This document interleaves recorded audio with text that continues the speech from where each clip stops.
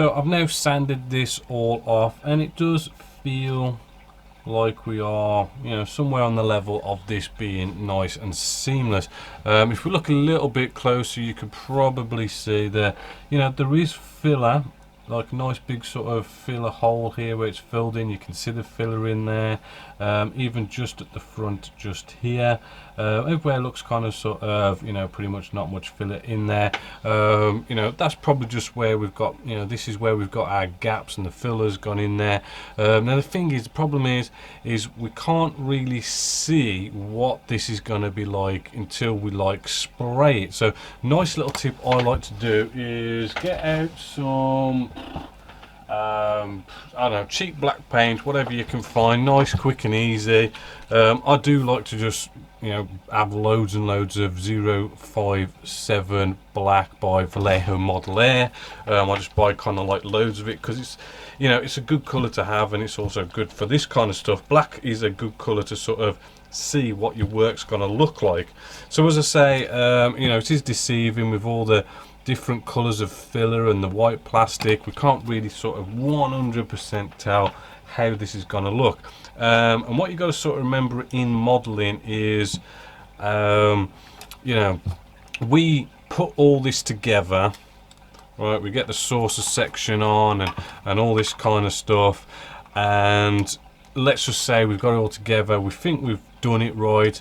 We've then sprayed the model, done all our nice spray work, and then we've gone, oh, we've got a bit of a gap just under there or something.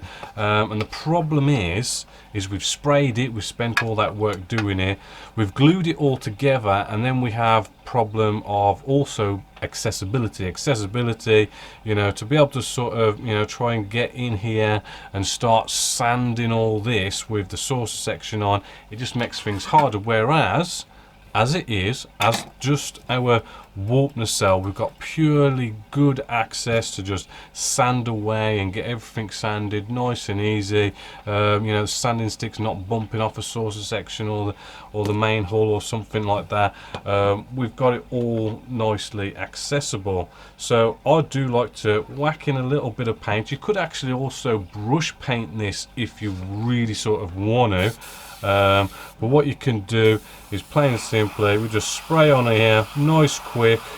Right, it's only a quick spray job, so I've not even thinned this paint, because Vallejo Model A you can get away with a little bit of sort of spraying neat for a bit.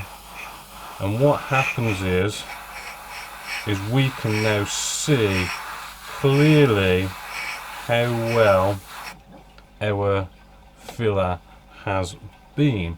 Alright, so I'm looking at this now. We can sort of rotate it in the light, and hopefully even on camera you can sort of see any sort of problem areas. Maybe let this dry a bit, cut to air just to dry it off a bit.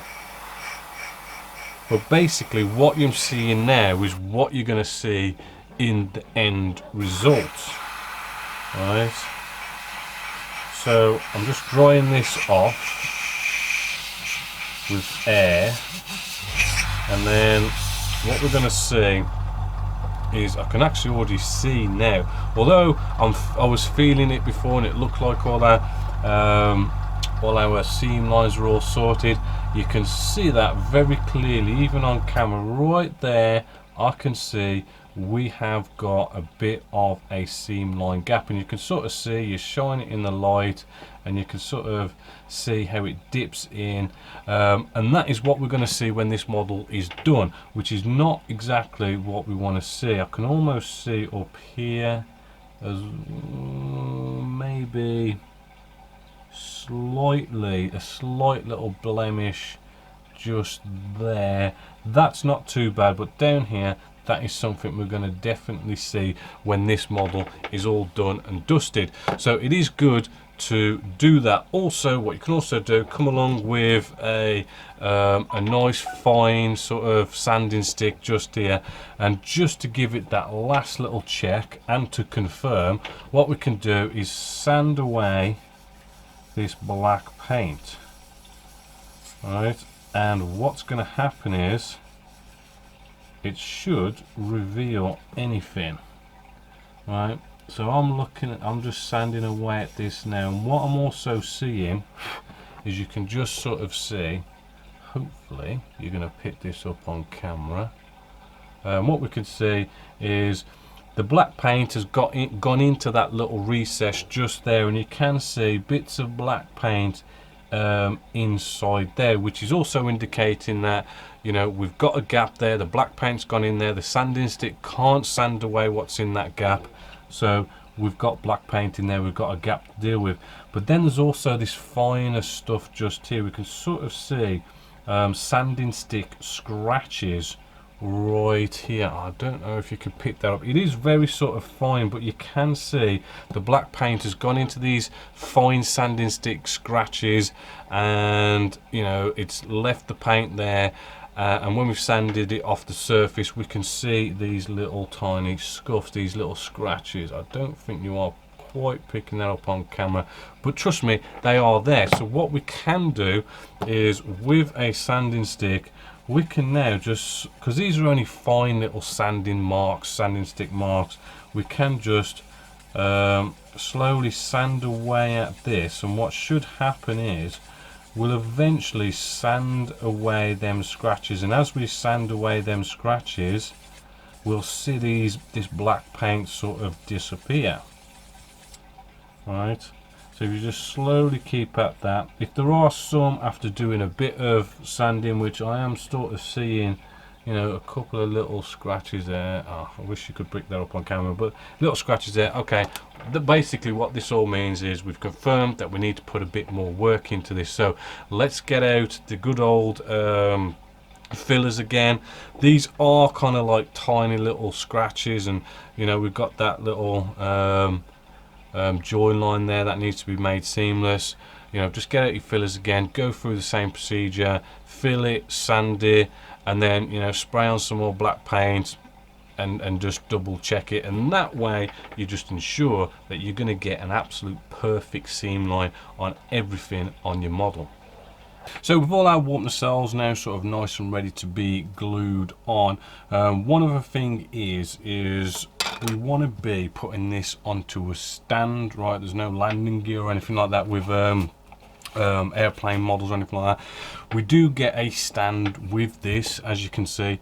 Nice little metal rod goes into there, and then, right, this is the kind of a bit of annoying bit with this model. What's supposed to happen is this piece right here, right, goes right there, and then you bring the two halves together, and that metal rod is supposed to go through that hole to allow it to be, you know, sort of an in-flight display, so to speak.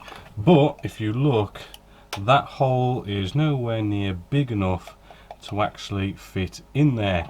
You could try not putting that piece in there, and then you get a bigger hole, as you can see, but then that hole ends up being too big, so this is just gonna flop about like so. So we've got to do a bit of modifications to sort of make this work better.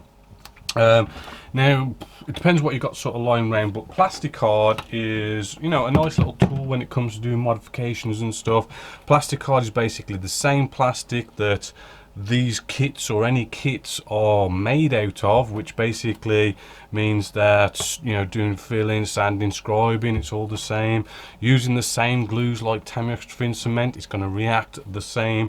So we have, you know, we have less problems in that sense. Now this is the thickest card I've got, which is about, I don't know, maybe about 1 mil thick. If you've got a nice block of it or something, you could put in there, absolutely fine, but I'm going to go with the task of making lots and lots of little rectangles. So I've already cut one piece out, very sort of rough, nothing sort of fancy at all, hopefully, as you can see there. And what we want to do is make sure this piece will fit inside our model nicely. So if I sort of open this up, all we do need to do is make sure that it will fit one side, you know, fairly nice. Now if I hold that in there, I can see, yes, that is looking rather nice. That is going to fit in there once we've glued it in there. So quickly, while holding it, I'll just get a little pen, right, and I'm just going to mark you know, around about where that sort of goes in. So when I pull this out, hopefully what we're seeing is that more than half of this piece has gone inside this half, right? So I know now that if I glued that in, because the way we're going to do it, we're going to probably glue one side in, right, because we can't hold this in place and try and bring in the other half, as you can see. But if we know that is going to be going in this piece more than half, we know it's going to fit this side when we bring it in together, if that logic kind of makes any sense. So we know that size is going to fit and it's going to be absolutely all nice, and all we need to do now is build it up. Now, as I say, if you've got a nice block of something that you don't mind gluing inside there, and then, you know, all you got to do is drill a hole for our stand. But in this case, I'm going to go for the let's cut loads and loads of these little square pieces out, and then we simply glue them together.